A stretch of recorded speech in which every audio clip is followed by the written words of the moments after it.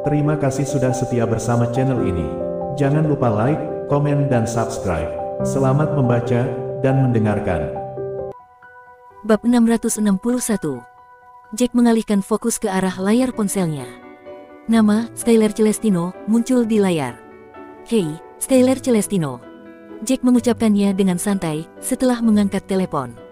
"Ya, Tuan. Menurut rasio yang Anda katakan kepada saya, Anda akan mendapatkan 170 miliar dolar untuk bagian Anda. Anda seharusnya sudah menerimanya sekarang, kan?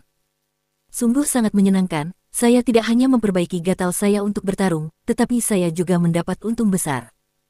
Suara jantan Skylar terdengar dari telepon. "Yup, aku sudah menerima uangnya. Namun, aku masih punya beberapa tugas untuk dijalankan, jadi, aku akan menutup teleponnya sekarang." Jack mengakhiri panggilan di detik berikutnya. Wanita parubaya itu masih berdiri di dekatnya, dan suara Skylar juga tidak terlalu pelan di ujung telepon yang lain. Jack tidak yakin, apakah pihak lain telah mendengar percakapan mereka. Pada saat ini, Hector mendekati keduanya dan berkata, "Jack, kudengar kamu adalah pengawal keluarga Drake, kan?" Jack sudah mengulurkan kakinya dan hendak meninggalkan tempat itu. Dia tidak menyangka, pertanyaan seperti itu akan keluar dari mulut Hector.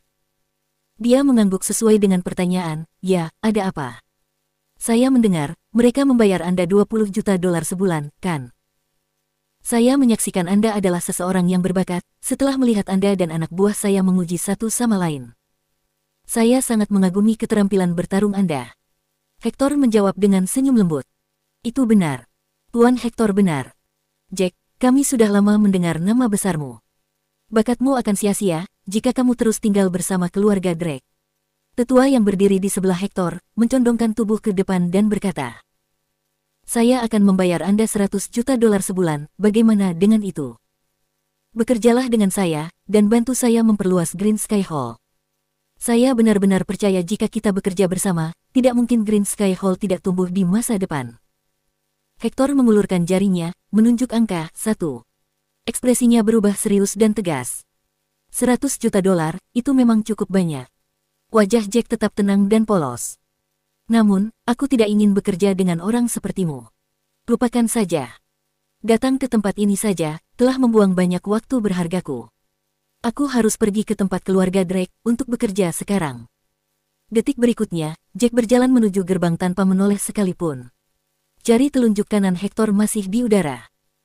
Dia tetap membeku, seolah-olah percakapan itu adalah sambaran petir mematikan yang menghantam otaknya. Banyak yang mengatakan, jika satu orang ditawari 2 kali lipat dari penghasilannya, orang itu akan menerimanya tanpa berpikir 2 kali. Dia sendiri telah menawarkan Jack 5 kali lipat dari gajinya, namun bajingan ini tidak mengedipkan mata dan pergi begitu saja. Selain itu, sorot mata dan nada suaranya dipenuhi dengan penghinaan, seolah-olah 100 juta dolar hanyalah tumpukan kertas bekas di matanya. "Apa-apaan ini? Apakah bocah ini idiot? Dia menolak 100 juta dolar sebulan. Aku bersumpah, tidak ada gaji yang lebih tinggi dari ini di Eastfield." Seorang pria tidak bisa menahan diri untuk tidak menghela nafas pada pemandangan di depannya.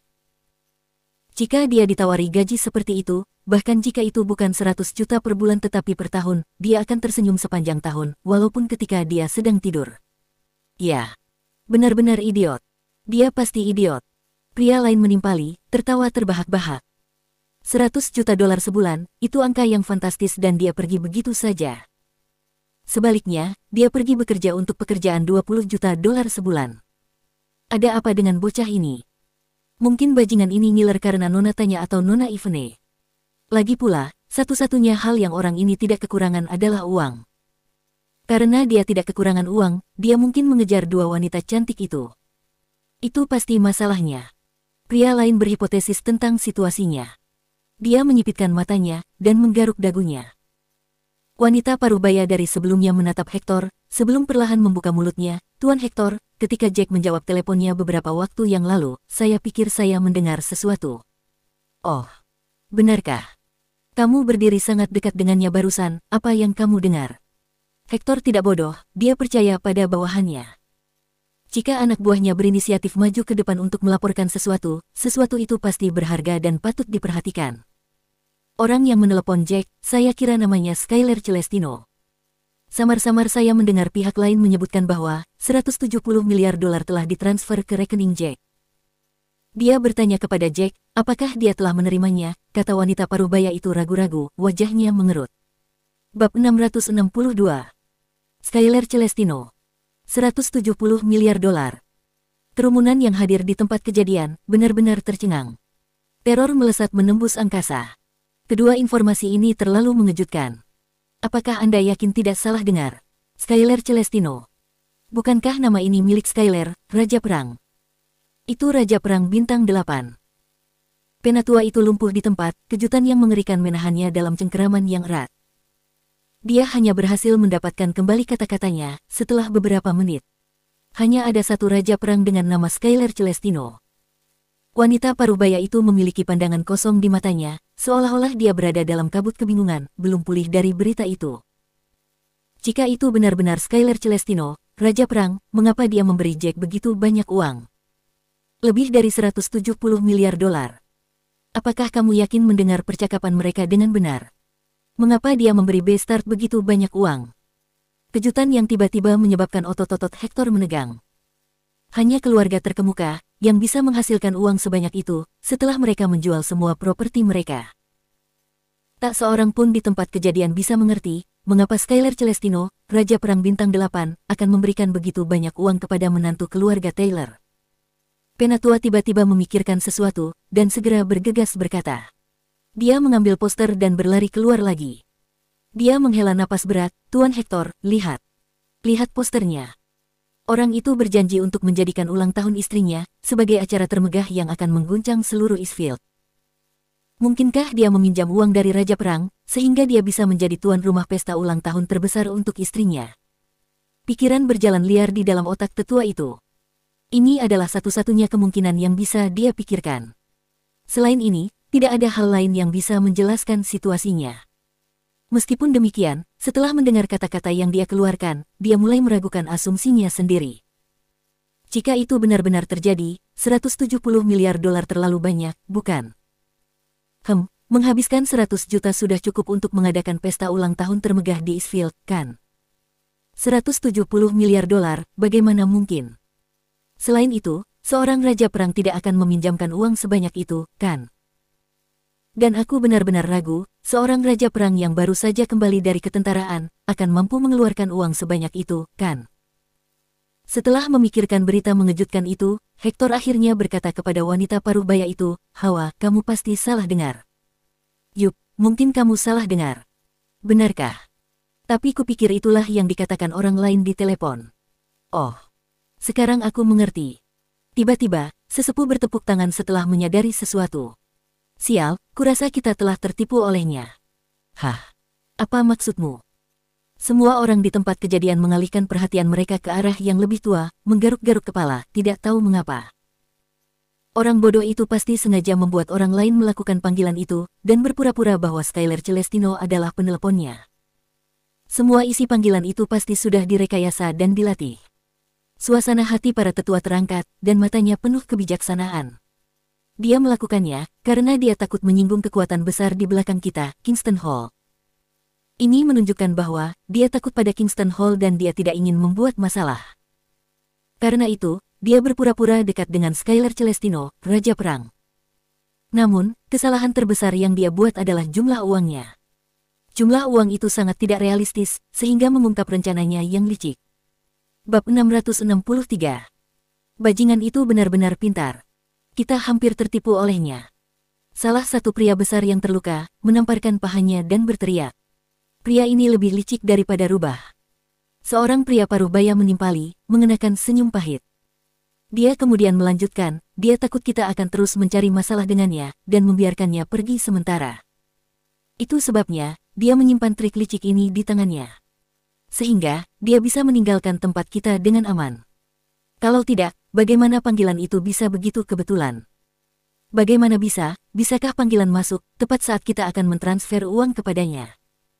Setelah mendengar analisis rinci semua orang, Hector mengangguk setuju. Bajingan itu hampir menipunya. Dia mengalihkan pandangannya ke Penatua dan berkata, Penatua Watt, saya berterima kasih atas kecerdasan dan kebijaksanaan Anda. Untungnya, dia mengungkapkan dirinya dengan mengatakan sejumlah uang yang konyol, 170 miliar dolar. Jika dia mengatakan 100 atau 200 juta, kita akan jatuh ke dalam perangkapnya. Suara pujian memasuki telinga Penatua Watt dan mengangkat suasana hatinya. Dengan tangan di belakang punggungnya, dia perlahan berkata, saya hanya bisa berkomentar bahwa orang bodoh ini terlalu sombong. Rencananya akan sempurna, jika jumlah uangnya lebih sedikit. Dia akan membuat kita takut. Tapi, semakin dia mencoba menakut-nakuti kita, semakin banyak kesalahan yang dia buat. Menjadi sangat jelas, dia sebenarnya takut pada kita di dalam hatinya. Dengan nada sombong dalam suaranya, dia melanjutkan, dia tidak datang ke sini hari ini untuk menimbulkan masalah. Jika dia benar-benar menginginkannya, dia tidak akan berbelas kasih kepada Penatua Castellano dan kedua anggota kita selama pertarungan. Ya, kau benar. Orang ini licik seperti rubah. Rencana yang sangat rumit. Nenek tua, Penatua Castellano, mengangguk setuju. Aku hanya menderita luka di permukaan tubuhku. Orang ini bisa mengendalikan kekuatannya dengan sangat baik. Sepertinya, dia benar-benar takut. Dia pasti datang hari ini, karena kemarin dia telah pamer di depan Nona Tanya dan Nona Ivone, berpura-pura tegar dan kuat. Oleh karena itu, dia mengumpulkan keberanian hari ini untuk datang memperingatkan kita, hanya untuk menyelesaikan pertunjukan pamernya. Kedua, dia takut orang-orang kita akan terus menemukan masalah dengan saudaranya, Tiger. Ya. Hector mengangguk setuju. Ngomong-ngomong, menilai dari kecakapan tempurnya, kurasa aku tidak setara dengannya. Ditambah lagi, dia pintar dan jenaka. Dia jelas bukan seseorang yang harus kita provokasi. Mari kita coba untuk tidak menyinggung perasaannya. Tetapi, dahi Penatua Watt berkerut, dan setelah hening sejenak, dia berkata, Tuan Hector, beberapa foto yang kita ambil adalah untuk beberapa situs web domestik dan beberapa untuk pasar luar negeri, yang juga merupakan pasar utama kita. Jika kita mengikuti apa yang diminta bocah itu dari kita akan mendapat untung jauh lebih sedikit, dan pihak lain mungkin tidak akan menyetujuinya. Ya, kerugiannya memang akan cukup besar. Saya memperkirakan setidaknya 100 juta dolar akan hilang dalam sebulan. Hector mengepalkan tinjunya dengan kuat pada pikiran itu. Sial. Ini adalah bisnis berbiaya rendah, tetapi dengan hasil yang cukup tinggi. Sekarang, semuanya dihancurkan oleh Jack si Bastard itu. Jika kita menghentikannya, kerugiannya akan sangat besar. Benar. Jika pihak-pihak yang bekerja dengan kita di pasar luar negeri tidak setuju, aku khawatir mereka akan membuat masalah bagi kita. Selain itu, kita tidak dikenal oleh otoritas dan kekuatan di belakang mereka. Akan beruntung bagi kita, jika mereka hanya meminta kita untuk mengkompensasi kerugian mereka. Wajah Penatua Watt berubah menjadi rasa sakit yang serius. Kita bisa berhenti membuat masalah untuk saudara laki-laki Jack. Untuk masalah tidak mengambil gambar, itu akan menjadi kerugian besar bagi kita. Hector memberi mereka senyum tipis, giginya terkatup rapat. Tapi, kamu juga melihatnya sendiri. Dia terlalu kuat untuk kita ganggu. Tak satu pun dari orang-orang kita yang bisa membunuhnya. Kita akan menyebutnya keberuntungan, karena dia memutuskan untuk menyelamatkan hidup kita. Bahkan, aku sendiri bukan lawannya, dan aku tidak berpikir para petarung terampil dari Kingston Hall itu berada pada level yang sama dengannya. Taruhan terbaik kita adalah melakukan apa yang diperintahkan. Hector menutup mulutnya sejenak dan kemudian melanjutkan, aku, penguasa Green Sky Hall. Aku tidak bisa menarik kembali kata-kataku sendiri. Jika tersiar kabar aku adalah orang yang tidak dapat dipercaya, di mana aku harus bersembunyi. Penatua menghela nafas dalam-dalam. Masalah ini sulit dipecahkan. Bagaimana jika Anda mencoba berbicara dengan seseorang dari Kingston Hall? Hector menghadiahi Penatua Watt dengan senyum kering sebagai balasannya. Itu tidak mungkin. Kakak laki-lakiku tidak suka aku terlibat dalam bisnis ini. Aku melakukan semua ini di belakangnya. Jadi, katakan padaku, bagaimana aku bisa berbicara dengannya tentang masalah ini? Dia terdiam beberapa saat setelah dia berbicara, dan kemudian dia berkata lagi, kita akan menukar foto yang kita ambil bulan ini. Lagi pula, besok adalah hari perdagangan. Kita akan melakukan perdagangan secara pribadi, dan Jack tidak akan mengetahuinya. Adapun bulan depan, mari kita pikirkan itu lain kali. Bab 664. Sementara itu, di kediaman keluarga Drake. 3 wanita cantik sedang berjalan santai di taman yang luas, di kediaman keluarga Drake. Ivone menatap Tanya, ingin menanyakan sesuatu, tapi dia takut perhatiannya pada Jack akan terlalu jelas. Dia takut dua wanita cantik di depannya akan salah paham. Namun demikian, kekhawatirannya untuk Jack telah tumbuh tak terkendali dalam dirinya sepanjang hari. Dia tahu di dalam hatinya, kepala Green Sky Hall dan kepala Kingston Hall adalah saudara kandung. Alasan mengapa Green Sky Hall berhasil berkembang dengan sangat baik dan sangat cepat adalah karena kekuatan di belakang mereka, yaitu Kingston Hall. Terlebih lagi, ada beberapa petarung terkemuka di Green Sky Hall, yang bahkan Spectre dari keluarga Drake akan berpikir dua kali sebelum berkelahi dengan mereka. Oleh karena itu, ketakutan dan kekhawatiran menggerogoti hatinya. Dia benar-benar mengkhawatirkan keselamatan Jack. Jack seharusnya sudah mulai bekerja sekarang, namun dia belum muncul. Dia pasti sedang pergi untuk melakukan apa yang dia nyatakan akan dia lakukan.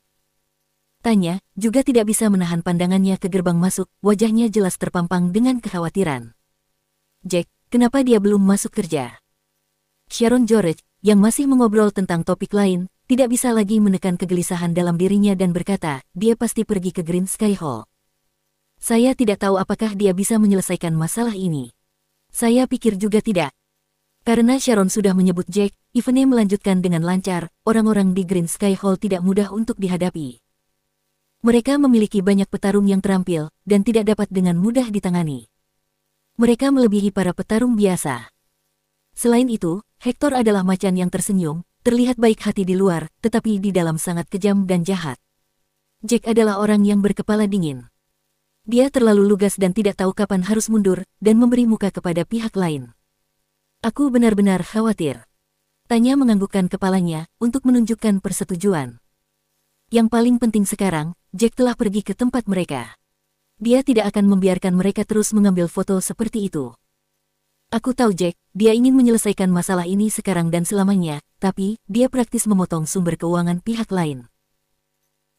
Tanya berhenti sejenak dan kemudian melanjutkan, kemarin, aku bertanya kepada ayah tentang Green Sky Hall, dan dia mengatakan kepada saya bahwa, orang-orang di sana tidak hanya memperdagangkan foto mereka ke situs web domestik, mereka juga berdagang dengan beberapa otoritas kuat di luar negeri.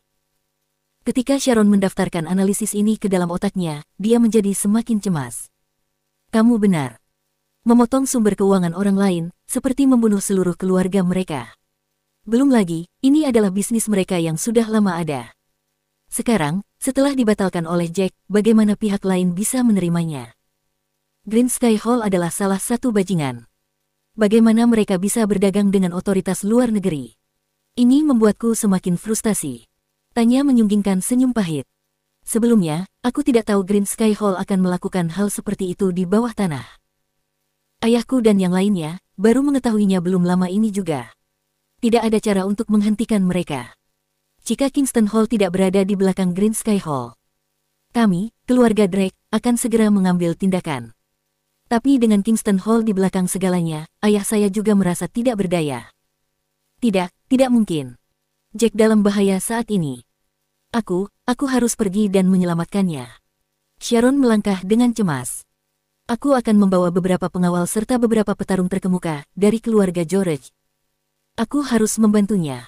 Dia tidak boleh mati. Tapi, Sharon, Jack bilang dia bisa menyelesaikannya sendiri. Ivene menarik Sharon ke belakang dan menambahkan, jika kamu pergi ke sana seperti ini, apakah kamu tidak takut Jack akan merasa tidak senang? Tapi, itu lebih baik daripada membiarkannya mati di sana, kan? Aku benar-benar mengkhawatirkannya. Sharon begitu panik karena ketakutan, wajahnya memutih. Jangan khawatir, aku percaya padanya. Tanya, sedikit lebih percaya diri pada Jack, ketika dia memikirkan episode yang telah terjadi di luar kota. Jack menghadiri tantangan di hutan, dan membunuh ratusan pria, beberapa di antaranya sangat kuat. Tepat ketika suku kata terakhirnya jatuh, Porsche 911 warna merah datang ke gerbang, dan dengan cepat diparkir di tempat parkir tidak jauh. Dia datang. Saat melihat ini, sudut mulut Tanya melengkung ke atas, dan dia merasa lega. Bab 665. Akhirnya, Sharon dan Ivene berseru serempak, keduanya menghela napas lega. Sharon menatap Ivene, bibir merah muda kemerahannya sedikit terbuka. Dia tidak bisa lagi menahan diri dan bertanya, Ivene, kamu tampaknya sangat khawatir tentang dia juga. Jangan bilang kamu menyukainya juga. Pertanyaan Sharon mengejutkan Ivene, membuatnya tersedak. Matanya berkedip dan pipinya langsung berubah warna menjadi merah muda. Dia langsung membalas, apa? Mustahil. Orang itu cabul yang ngiler karena wanita cantik. Aku sama sekali tidak menyukainya, Huff. Garis-garis muncul di dahi Sharon saat alisnya berkerut. Mustahil. Jika dia cabul, lalu kenapa dia tidak ngiler melihatku? Aku punya tubuh yang cukup bagus, dan aku juga terlihat cukup cantik. Halo, gadis-gadis yang cantik. Sepertinya tidak ada yang mengganggu kalian, dan kalian sedang dalam suasana hati yang baik, mengagumi keindahan bunga, goda Jack sambil berjalan ke arah mereka bertiga, senyum lembut dan hangat di wajahnya. Ketika Jack muncul di depan mereka, Sharon, yang otaknya diliputi kekhawatiran dan kepanikan beberapa detik yang lalu, langsung menjadi tenang dan sikapnya berubah. Dia menjadi agak pendiam dan pemalu, memasang wajah santai tanpa khawatir sama sekali untuk Jack. Green Sky Hall, apakah kamu benar-benar pergi ke sana? Tanya, di sisi lain, bertanya dengan keras.